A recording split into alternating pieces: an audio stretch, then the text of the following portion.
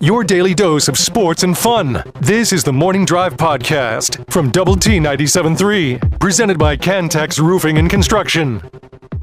I'm Mike Hebert, owner of Cantex Roofing and Construction. Every day is game day, and we'll get it right when it comes to your roofing, construction, windows, and mirrors. Call Cantex Roofing and Construction today. Together, we are one serving you. This from the Yates Flooring Center chat line. I was told the GA is sold out too for season tickets. I tried to buy some at the Lady Raider games. Yeah, I mean, there were plenty of seats available yesterday at the arena. Plenty of seats. It's disappointing. I mean, because you had created this atmosphere, especially with the student section. I mean, there were kind of looked empty there too. I mean, behind the basket, it was good. And I realized, hey, people are going to say, well, they got finals, Chuck. Well, you know what? There have been other years when they had finals too, and they found time to figure it out, to go over to the arena. But yeah, I'm not trying to be angry with anybody about it. I mean, I get how college basketball works, and I get right. I'm with you. You play some challenging games on the road, and these money games in the Bahamas, or if we'd have had the Big 12 Big East Challenge at home this year, it would have been great. Yeah. But it's just, and I'm not angry with fans who don't want to go watch the same story over and over again, which is beat down. Okay. Yeah. You do that 2 or 3 times in non-conference play, and I think you're doing your part and all that good stuff, but it's hard to get up for these kind of every games. night. Yeah. And so, I'm not feeling like our attendance won't be awesome when it comes to important games. I think it will be. Yep. And when I say important games, I say all Big 12 games, Big 12 all that games, good stuff. Just right now, I think and I'll even couple it together with the Lady Raiders. It's just like everyone's just like, hey, here comes another Patsy. Here comes another Patsy. I mean, it's supposed to be entertaining, and when you know it's going to be blowout, right, you're like, okay, I saw what I need to see. Looks like we're going to roll here, and now it's like, meh. That's kind of what I did last night. I mean, I was like, okay, I want to just kind of get an early, read on this. I've said plenty of times before, hey, you come to watch your team, not the other team. Sure, I totally get that. Yeah, it's I don't know. Again, I'm not angry with anybody about it. I understand it's the way of college basketball, and I understand that most teams across the country are doing the same thing, unless you are, big time program that gets home and aways with the top dogs, and even those aren't doing it. Yeah. Last night in college basketball in the Big 12, Marquette, ranked 8th in the country, beat them down 86-65. And that was a Big East Big 12 battle. So the former coach schooled him last night, Shaka Smart. Good. Yeah, so good for Shaka. And backyard brawl last night in Morgantown at the Coliseum. Pittsburgh wins over West Virginia 80-63. Also last night, UCF played Jacksonville. That makes sense. I mean, that's state schools playing each other. Sure. That makes some sense. 94-52, UCF won that one, and then number 3 Houston, and this makes sense. They played a crosstown school in Rice. They beat them down 75-39. And that was a foregone conclusion, I'm sure, going into that game. The Houston team's talented, no doubt. Now, here's an interesting matchup for tonight in the Big 12, and Iowa State is favored by 6.5, and it's a 6:30 tip time. Iowa and Iowa State will play tonight. That's fun. Yeah, that is fun. And it makes sense. Obviously, I mean, you got one in the Big 10, one in the Big 12, and they're playing each other, so that makes tons of sense. So, but I thought we were losing all of the rivalries with college realignment. Well, we've lost a ton of them, like almost all of them. Yeah, well, some of that, Jeff, is the schools being stubborn, and like they could still play in other sports, especially basketball and baseball allows you that opportunity to still do that with plenty of non-conference games. Football, it's way more challenging in that regard. Yeah. Although Iowa and Iowa State play each other every year because they decided it was important to keep playing. Well, they never were in the same conference. Right. They didn't realignment. They weren't realigned apart. I don't know. Maybe 100 years ago they're in the same conference. No, they've never been in the same conference. Yeah. They've never been in the same. They didn't conference. get realigned apart. They've always been apart. Yeah, one's always been in the Big Ten. One was always been in the Big 12 or Big 8 or whatever. All right, Texas Tech making some adjustments to its. Speaking of, keeping traditions alive, Texas Tech is making, it looks like, a change in their schedule for next year. Tech was scheduled to go to Oregon. It's not done yet, but it looks like it's almost done. That instead of going to Oregon, you go to Washington State, and this was an ask by Oregon so that they could keep their rivalry alive with Oregon and Oregon State. So they had to get Tech involved, Boise State involved, and Washington State involved. Your take on that? You good with that? I'm good with it. I'm not up in arms with it. I would be up in arms if we lost the home game with Oregon. That would be really disappointing to me. Obviously, I think Washington State is most likely a more winnable game. Sure. It's not a Big Ten school, which would have been cool to see us playing against a Big Ten team or a Pac-12, whatever. Yeah. I don't know what you're going to call Washington State Mountain West. I have no idea what they're going to be doing. So I guess it's not ideal, but at the same time, if we're going to sit around whining about rivalries going away and all that stuff, I don't know that we should be the one that these two teams are trying to make it work. And I don't mind us helping out a little bit. I sure hope we got something in return. We got $100,000. 100 grand? Yeah. We got $100,000 in return. Okay. So the thing that Does that go to the baseball program? Sure. Sure. Well, and we got our home game. And that's the most important thing, Jeff. You're right. Yeah, absolutely. We got our home game. Yeah. We got our home game. Yeah, no, so I'm not up in arms over it. I mean, I think a lot of fans are, but you think their fans are up in arms over it? Yeah, I mean, if I was planning on going to the game and I was going to go see, Oregon's awesome stadium and the atmosphere and all that, I'd be disappointed that I was heading to Washington State instead, or I might not go. I don't know. Yeah. Yeah. So I mean, I would be disappointed. I get it. Not the most ideal situation. Yeah. So but for me, who was just going to watch it on TV, either way. Right. Yeah. That's not a game that I was intending on going to. So the way that this is going to work is, according to the AJ's article and their discussions with Kirby Hocutt, Tech now will go to Oregon in 2033. Okay. And Washington State will come to Lubbock in 2032 if everything works out. And here's my question on that is why? Why?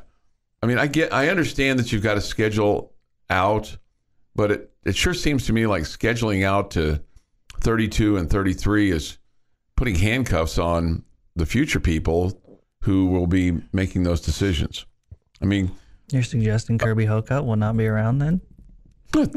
Yeah, it's a long time. Yeah, it's a long time. I know. And I would say, you know what? I hope he is, because that means things have gone swimmingly well. And I hope Joey McGuire is here in 2032, because that means things have gone swimmingly well. I don't know that it puts handcuffs on him. I think that if that was a new AD that came in 2 years before that or whatever, he'd be happy that part has already been put in place. Well, the other thing, I don't think you can do year to year. No, I know. And I know 8 years is more than year to year. Yeah. There's a big difference there, but I think you have to do some of that. My only other thought was, and this was my primary thought on this, is with the changing landscape of college football, can we really honestly say things that are set for 2030, 31, 32, 33 are going to be as they are? No, you can't, but that doesn't mean that you don't do anything and don't make any plans for the future. Like, and it's like, hey, Wally, what are we going to do next year? I don't know, George. Yeah. Who are we going to, who do you want to play? There's no guarantee that it's going to be that way, but that doesn't mean we just sit on our hands and say, we'll see if somebody blows into town for a game. We'll see what the circus brings in. See if they've got some guys that can help out. Get the clowns off, right? This is the Morning Drive Podcast from Double T 97.3, presented by Cantex Roofing and Construction. We got some more portal news, Jamie, yesterday, as J.J. Sparkman enters the portal, Loic Fouonji enters the portal. and Jaden York enters the portal. Man, it seems like all the receivers are exiting. I mean, they didn't have the greatest year because Duran Bradley's already announced that he's going, and Miles Price. So four guys, in the receiver group that you thought, certainly Bradley, the lead dog there, but all those guys you thought were going to be big contributors, and they really were not at all. Yeah, I thought Loic had a chance to. That's the one I hate the most, just because he's a local kid. Sure. Yeah, hate to see him go. So there's questions for you. Yeah, right. Right? Is this Tech cleaning house with their wide receivers because they're frustrated with them, or is this all the wide receivers saying, "Hey, man, this isn't a good place to be a wide receiver"? I'm frustrated. Yeah. Yeah. I'm frustrated. We're all frustrated, so we're all just because we were all frustrated with the wide receivers. Yeah. You would have just thought that of one of those four that they would have gone, oh, here's an opportunity for me and I realize they play different positions. So Sure, I understand that. But you would have thought maybe one of them would go, oh, here's an opportunity for me now that this guy's gone. So I'm going to stay. Goodness. Who do we have left at the wide receiver position? Jordan Brown, who we just gave a scholarship to, right? Yep. Dre McCray's graduated, correct? No, I think he's got another year. He's got another year? I think Okay. he's got another year. I'm going to look that up. Okay. But yeah, I mean, you just go, okay, who's going to catch the ball? I mean, so maybe you got Michael Hudson going to catch every pass? He's going to come in, but I mean, he's going to be a freshman. I mean, you kind of look at that and go, well, I mean, certainly hope that, you can make a contribution, but man, you've got your bowl game coming up. So how does that affect things? We may be going option for the bowl game. Going to run the beer. Yeah. Run the Okay, Wildcat. So obviously Coy Aiken, right? Yeah, he's back. He'll be back. So Price, Bradley, and White, they led you in receptions this year. Okay. They're gone. All gone. Mm-hmm. Aiken's back. Trey McCray, you're checking on that one. Yeah. Jordan Brown would be next. Your guy Mason. Baylor Cup is out of eligibility, correct? I believe so. Yeah, I hate that. Fungi gone. Jaden York leaving. Sparkman leaving. Brady Boyd. Didn't get much out of him last year. Yeah, Dre McCray was just a junior this year. Okay, awesome. So awesome. He's probably got 6-7 years left. And by the then time you look at all that. Nehemiah Martinez. He's gone. Yeah, he's gone too. So yeah, they moved, and Jaden York's gone. Kind of wonder if he was, hey, you can still do this, but it's just not going to be here. And that's what you wonder, how many of those conversations, and in fairness, of the 15 guys that caught a pass for you last year, 2 that were running backs, and if you count Martinez, 3, 9 of them are going to be gone. Yeah, so Dre McCary's back. Brady Boyd Brady Boyd will be back. He's a junior. I wonder if Jaden York, who is more of a tight end, if he saw the writing on the wall with the new guy the junior college guy that they just brought in. Yeah, and I don't know what to say about Jaden York. It felt like he kind of put Coach McGuire in a bad spot. With his little spitting incident there at BYU. So that's why I'm wondering if they're like, hey, it might be best for you to go somewhere else. I guess I would say that, except why did it take so long then? Why didn't they do that immediately prior to this? Yeah. Well, I'm not saying immediately, but maybe at the end of the season when it feels a little late for him. Well, the portal just opened for these guys that haven't graduated. Yeah, but I would guess they would have had conversations before now. Yeah, where he could have. And they list Nehemiah Martinez now as a wide receiver. Okay. So, but he barely played this year. You got Hayden Whittington. But yeah, I mean, and you're going to lose Xavier White because he was a super senior this year. So I don't know. It's kind of. I'm really excited about Coy Aiken. I think he's going to be a really good player for you. So, I'm not going to act like I'm worried about it or devastated by any of the news. I just can't get over how disappointing as a group the receivers were this year. Yeah. Yeah. Not just catching the ball, separating, blocking, it was rough. It was rough. And we've come to expect each and every year, a new group of receivers, all right, they'll make plays. Yes. New group of receivers, they'll make plays. Yes. That's kind of been in your DNA no matter who the head coach has been. Yeah. And you kind of feel like, what happened there? Why didn't that work out? And instead of being in your DNA, it was a DNP. And Did not perform. Did not play. Okay. Mm-hmm. DOA is what it was. It's like DOA, man. It's like, where are you guys? I get this. Imagine Texas Tech football having a season that you didn't have a 100-yard receiver the whole year. I know. At Texas Tech. Where's that bet, right? That's the craziest thing of the whole deal. It's like not one game did you have a guy go. Yeah. And but not many times have you had a dominant running back like you had this year. True. You've had good backs. True. And I mean, you've had really good backs, but you really relied on the run, especially the second half of the season. Yeah, and it kind of feels like that almost became your only option because that's all that was working. Mm-hmm. Was to give the ball to Taj. Yeah, it's not like we didn't try to throw to these receivers. They had lots of drops. They couldn't get open. Yeah. Like, it's not like they didn't get opportunities. Right. No, it didn't seem like they provided, despite the fact that you had, quarterback injuries and arm injuries and things like that, you're still allowed to catch the balls that are thrown right to you or to try to help the quarterback out and get open. Hey, what can I got to help this guy out a little bit because he can't throw the ball as far downfield as he used to be able to. So I got to make sure my routes are sharp, or I get away from my guy, or I get off the line, or or hey, I'm going to figure out how to beat press coverage at some point this year. Yeah, yeah. How about this quarterback going into the portal transfer? And I get it. But it's interesting. Gunnar Gundy is going to leave Oklahoma State, and he'll go into the transfer portal as a graduate transfer. I would assume he's going to go try to play at some lower level where he can play. Yeah.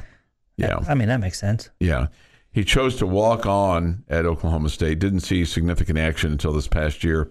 4 games, completed 19 passes, 247 yards, 3 touchdowns, played in 3 games this season. 2022, and then played in 3 games this season, 21 passes, 202 yards, and a touchdown. The Morning Drive podcast from Double T 97.3 is presented by Cantex Roofing and Construction. We've kicked around the Tech schedule change, proposed schedule change with Washington State next year instead of Oregon. Meanwhile, here in the great state, Texas and Oklahoma have announced a continuation of their series at the Cotton Bowl. The Cotton Bowl has promised $140 million in renovations. I mean, I guess they use that thing for soccer, and that one football game sure seems like an awful lot of money to put into it. Sure does. The last time that I was in the Cotton Bowl was a Tech Baylor game, and Tech won, and I walked out there and like, okay, finally, I don't have to come back here anymore. I finally have seen a win. It was like a regular season game at the end of the state fair when Tech was trying to do that with Baylor. It was awful then. I can't imagine what it's like now. And they vowed to put money into the concession stands and the bathrooms, which were the biggest complaints, because it looked like 1950 still. So at any rate, these renovations are scheduled to be completed by September of 2026. That's the west side. The east side will be finished by September of 2034. 2034. So we'll have already played our game at. We'll have already hosted Washington State by then, but the Cotton Bowl is going to be done in 2034. Okay, that's great. Meanwhile, Meanwhile, these guys are working like banshees over here at Jones Stadium to try to finish the South End by next year, and they're doing $250 million in 2 years. Mm-hmm. I mean, they're basically working around the clock. Jeff, do you love how Chuck calls everybody banshees? I've noticed that, yes. It's hard not to. And why are they like the peak of work? The peak of effort, the peak of excitement, the peak of, anything. It's banshees. Banshees. Banshees. Yeah. I don't know. Looks like maybe he wishes our mascot was the banshees. Yeah. Then they'd be at the peak. I'll see if I can come up with another. You sell like a banshee today, Chuck. I do too. I've got a lunch appointment, so hopefully that goes swimmingly well like yesterday's. Mm-hmm. And then I got one tomorrow too. That's selling season, Jamie. Of course, some would say it always is, Chuck. Yeah, maybe so. Some would say that. The Cotton Bowl needs to be updated and kept. Football traditions are dying. We don't need another one to die. Okay, well, I'm somewhat with you on that, but man, they have certainly missed the boat on that. So I saw this last night too, and I don't believe this is going to happen. I think this is just, I don't know what the true reasoning for it was. But the Orange Bowl canceled its scheduled press conference with Florida State coach Mike Norvell and Georgia coach Kirby Smart. The reason has not been revealed, but fans and analysts think that Florida State's going to boycott the Orange Bowl because of their snub of the college football playoff. They're calling this the "We Don't Want to Be Here Bowl." There's a lot to be said for that. They're about to get just tore up because they're spending way too much time on this stuff and not thinking about football. Someone else said, a fan quoted in this Athlon Sports article, "This is so incredibly dumb. They're actually boycotting the game. Cancel the entire thing, LOL. Both teams are so over it." You know what it reminds me of? These teams like Georgia and Florida State. I think those that'd be maybe the two teams. Do you think anybody else just feels wronged? I don't think so. I think those are the two that just feel the most wronged. Florida State and who else? And Georgia, I'm sorry. I haven't heard much from Georgia folks. Yeah. I haven't either, but I mean, and there's some Ohio State folks that maybe... I think they're definitely good enough to win the national championship, Georgia. Yeah. But I guess what this game feels like to me is when they used to play the consolation game in the Final Four. You know, and I think the last one of those that was played was either in 84 or 85. But it was like such a meaningless game. And that's what this Orange Bowl feels like. It feels like just what are we playing for here? You got players transferring and leaving and portal and all that other kind of stuff, and it's like who's left? Would you rather see the portal stuff?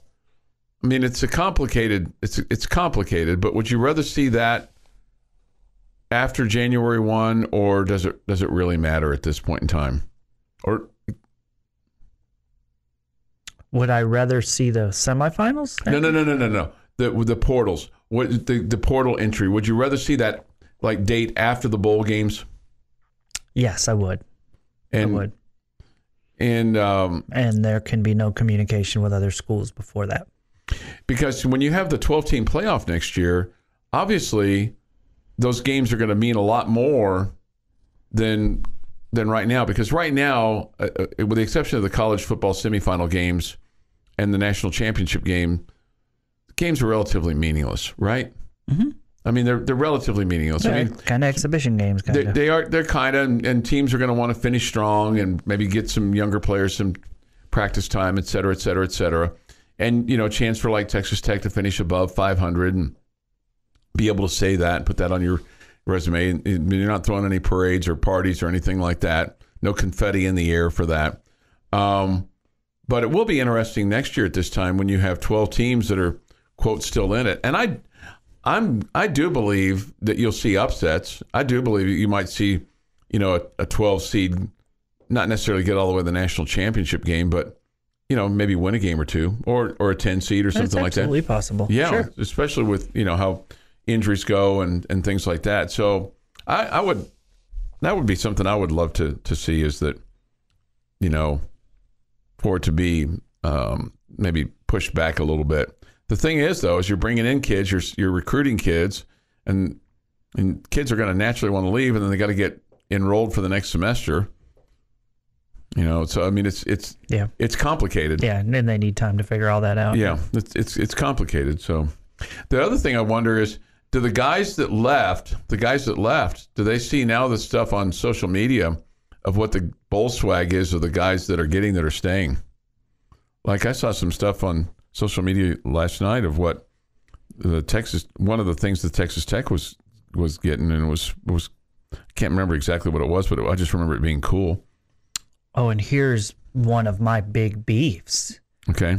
Is that these programs will still take the kids that aren't playing. The portal kids? The kids that are going No, not portal kids, but guys that say, I'm not going to play to prepare for the draft. Yeah. And they'll still take them and get all the rewards. Yeah. Just not play.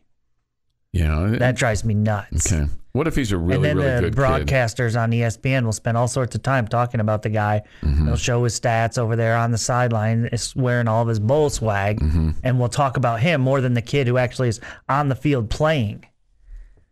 Yeah. You don't remember me going off about this last year? No, I do. Frustrated the heck you. out of me. Yeah. It looks like one of the things that the Tech guys could have gotten was 17-inch Blackstone griddle. That was just pretty cool. I don't know how many of them cook like that, but that's pretty cool. That's something I wouldn't mind having, I think. Ask Coach McGuire if he's going to use his. Hey, can I have your Blackstone griddle? This reminder, and it's true. Everyone forgets the ACC commissioner voted against the 12-team playoff starting this year. Yeah. Yeah, and he probably had help with that vote from athletic directors and presidents of the said ACC. Yep. Probably just didn't make that on his own. Probably had some input on that. Nah, we don't need to do that. Your daily dose of sports and fun. This is the Morning Drive Podcast from Double T 97.3, presented by Cantex Roofing and Construction. Time now for Jamie's question of the day on Lubbock Sports Station, Double T 97.3. All right, gentlemen, here's my question for you today. I might be a little bit early on this, but I don't think there's anything that's going to happen the rest of the year that would change your answer. I could be wrong. I don't know. Maybe a big win over Oral Roberts will be huge. I want you to tell me your favorite Texas Tech win of 2023. So you could go back to like January. You could.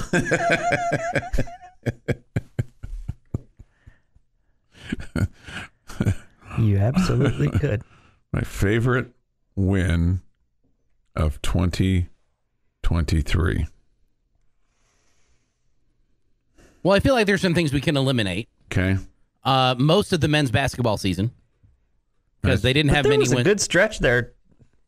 Partway through towards the end of January, wasn't it, that you were rolling? Mm-hmm. It was fun. I mean, you were 9-1. You were 1-9 in conference, and that usually starts right around January.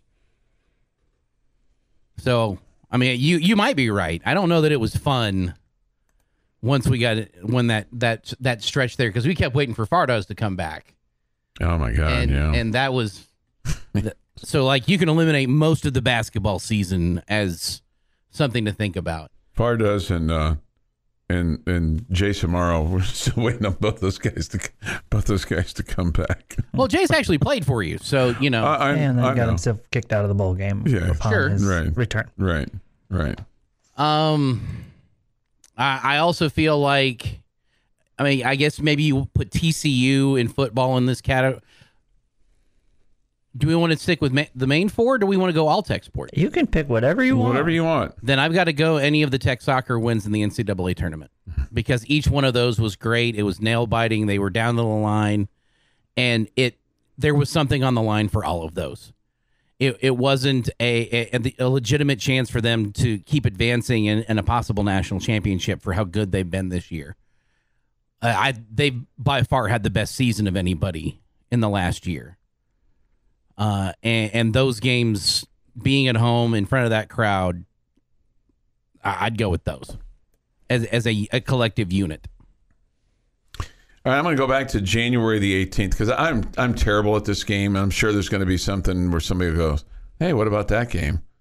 Because it was fun just to beat them at home, and this is a Lady Raider win over number 25 Texas, 68-64. And given what had happened last year, the previous year at Texas, a little dust up at the start of the third quarter with Coach Garlick and Vic Schaefer.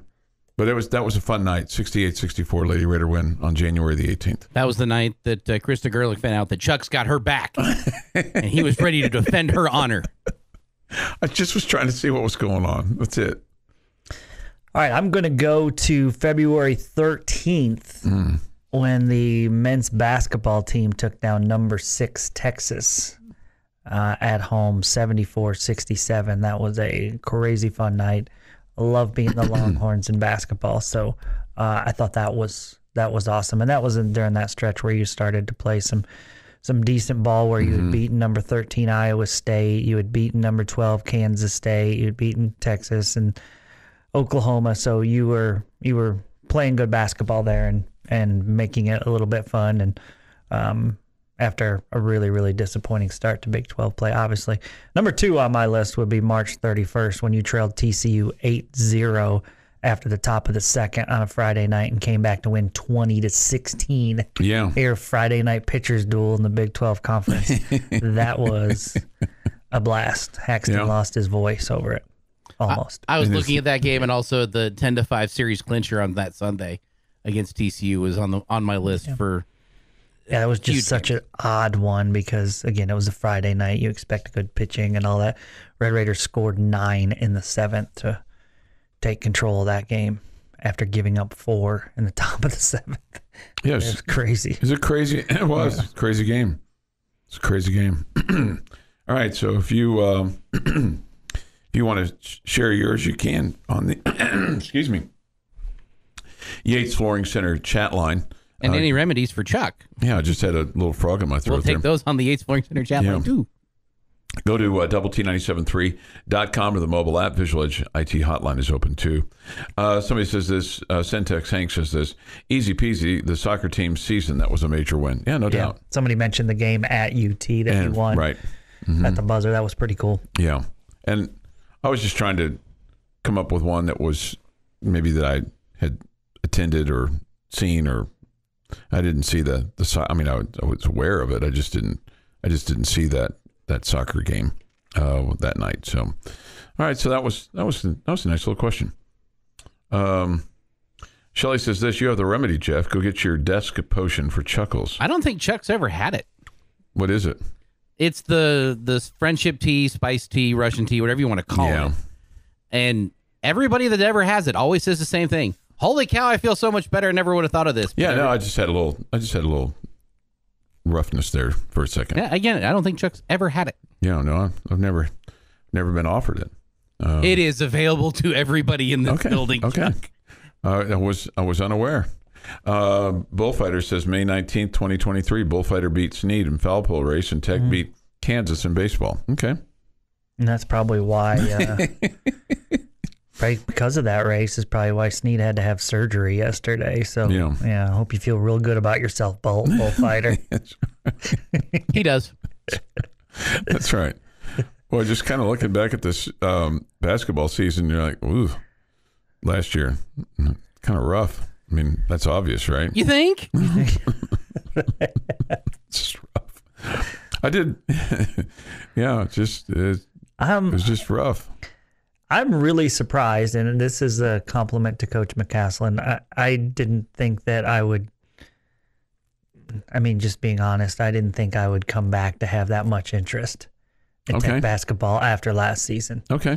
And I'm thoroughly interested in this team. I would say the Lady Raiders too. I'm excited for the potential for both of them, but I don't know. I just feel this team makes me feel so much different than last year's team did. Last year's team was just all about drama and all about me guys and terrible. But this year's team, I love how they seem to play together and get along, and that's nice to see. Yeah. It is 7:40 this morning on the Morning Drive. Boom, boom, boom is next. A reminder, tonight we'll have Thursday Night Football. The Steelers playing at home against the New England Patriots. Broadcast time 6:30, play-by-play about 7:15 or so. And then tomorrow night we'll have the Friendship Girls. They take on New Home. That should be a good game, right? Friendship Girls and New Home? Possibly. Okay. Possibly, but I would expect the Tigers to pull it out to handle that one. And then Army-Navy on Saturday. We'll have that on 100.7. This is the Morning Drive podcast from Double T 97.3, presented by Cantex Roofing and Construction. With Jamie Lent and Jeff McGuire, I'm Chuck Heinz. We come to you this morning from the First United Bank studio, and we have with us on the Visual Edge IT hotline the head football coach at Texas Tech, Joey McGuire. Good morning, Coach. Good morning, guys. Thanks for having me. Well, thanks for spending a little time with us. Coach, as you've looked at the postmortem over the last 2 or 3 weeks for your football program and your team, and you assess this season, aside from the injuries, did anything stand out to you like, oh, okay, so that's kind of what we need to work on, or that's an area that was a common denominator for what took place this season? Well, I think whenever you look at our numbers as far as like sacks given up, we improved dramatically from last year. If you give like stuff like that, but I still think that we've got to continue to improve in the O-line. We're excited about our young guys, man. I mean, we got 4 young guys that have been on campus, one for almost a full year in Caden Carr. And, man, those guys are growing up. I mean, Danny Seal has had his best week of practice since he's been here. But we got to continue to get better there. And that's a big part. And, I blame myself a lot. 3 games that really bother me. One, not as much as the others, just because of the injuries. But, the Wyoming game and the West Virginia game, I think, we were still in the mode of what we thought we were going to be. It felt good coming out of spring, felt good coming out of fall camp, that we were going to be more, like last year, we were going to throw the ball around, run the ball when we needed to. And that's really not what we could do. I mean, we didn't play very well in some positions. And the one dude that played, and he's been consistent all year long, is the 3rd leading rusher in the country. And, and so if I could go back and do it all over again, whenever we kind of got in that dogfight against Wyoming, and then, the last couple of series against West Virginia, I might have given him the ball every snap. I mean, he's, and so stuff like that you got to continue to learn from, that, that's been a big emphasis in this building is, identifying exactly who we are, and let's just go be that. I mean, there's other things that you want to be, but as it goes, as a team, this is who you are. And I think it's why we're in a bowl game, because we identified that. I wish we'd have done that. And then the other game, of course, is the BYU game. I'm really frustrated with the turnovers and back-to-back turnovers on a 4th down, and then them for a touchdown on zone read that, shouldn't happen. And so that's really frustrating. Coach, you mentioned the offensive line there, and you've lost some guys to the portal now. And then the wide receiver position, too, where you've lost a few guys at the wide receiver position to the portal as well. How difficult has the portal made it for teams to compete in a bowl game when you're losing key guys before you even get to start practicing for that bowl game? Well, the one thing with us, I mean, we have our meetings and we meet throughout the year. And so there's nobody that's gone in that, we didn't expect, through talking to the player, them, telling us, hey, I want a better opportunity. I want more targets, whatever it is. And so we always, have a contingency plan of, what. And it's like, we've had 2 really good days of practice. I mean, I've loved the energy. And I was talking to my son this morning whenever I was driving in, and I said, for example, Ty Buchanan is going to start at left tackle, and he's fired up, and so there's an opportunity there for him. I really want him to play right tackle next year. He's more comfortable there, but right now he's going to get some playing time at left tackle. I mean, Jordan Brown has started games for us, and so he's going to start at outside receiver. And so, you know, those guys are excited. They kind of bring a different energy because, you know, they're hungry. It's kind of their opportunity to be on the field and do some special things. And so I think it definitely can be difficult. I know there's probably some people. I mean, we're really lucky, unlike some guys. I mean, we're going in the game and we have our quarterbacks that we've had, you know, since West Virginia. And I know there's some teams out there that are probably wondering who's going to play quarterback, or they have one left on their roster. Coach, speaking of quarterback, first, Baron Morton, how's his health, and kind of where do you think he'll be close to 100? And then will you add a quarterback from the portal for next year? Yeah, so he would tell you that it's as close as 100% as it has been, you know, and so we're off today. We practiced. We're going 2 days on and 1 day off, 2 days on, so we'll practice again Friday. And, yeah, he's looked totally different, and I think that will continue to improve. I think he'll be as close as he can be. I think it's going to take until spring football to really let him, you know, relax and you know, get his arm back to exactly where his shoulder really where it's going to be. But I'm fired up. I can't wait to watch him play. What we're looking at right now, you know, because it's kind of we're going to have you know, Jake Strong's on campus with us, and you know, I can't talk about the next one, but you know, of course, we got signing day coming up, and so we're looking to add like an older walk on, somebody that has played, somebody that, you know, has been in games, whether it's been at the FCS level. You know, that's the one thing that going back, I mean, who would have known I'd play 3 quarterbacks my first 2 years? I mean, I would have bet you a lot of money that would never happen. And so to be in that BYU game and your backup quarterback is Brady Boyd, your receiver, you know, that you're just kind of, that's the hand you're dealt, and you just got to roll with it. But, you know, we turned the ball over 5 times during that game and could have had a different game plan maybe if we had 2 quarterbacks. And so we're going to add a guy that's an older guy, you know, and that's what they're looking at. You know, right now, I'm telling you, if you're looking and you see who's coming on campus and all that stuff, I mean, we got people coming on campus from today till Tuesday. Getting the O-line right is our number one priority.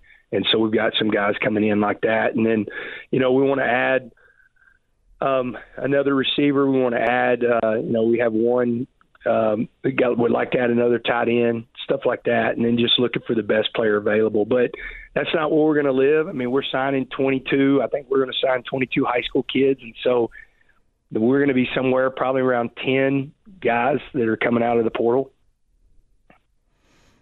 All right, Coach, we have about 60 seconds left. What, you know, a lot of guys that are heading to the draft or preparing for the draft decide not to play in bowl games.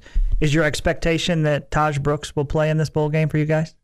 Oh, yeah, he's ready to roll, man. He's had 2 really good practices, and so, you know, look good, feels great. I mean, you're talking about a kid that's just an absolute pro, and, you know, he's got a decision to make if he comes back or if he comes out. And I think if he comes back, then I think the Red Raider Nation is going to celebrate that because, man, that dude is really special. No doubt. All right, Coach, thanks very much. Thanks for your time. That's Joey McGuire with us here on the Visual Edge IT Hotline. This has been the Morning Drive Podcast, presented by Cantex Roofing and Construction. Check out our library of Double T 97.3 podcasts at doublet973.com.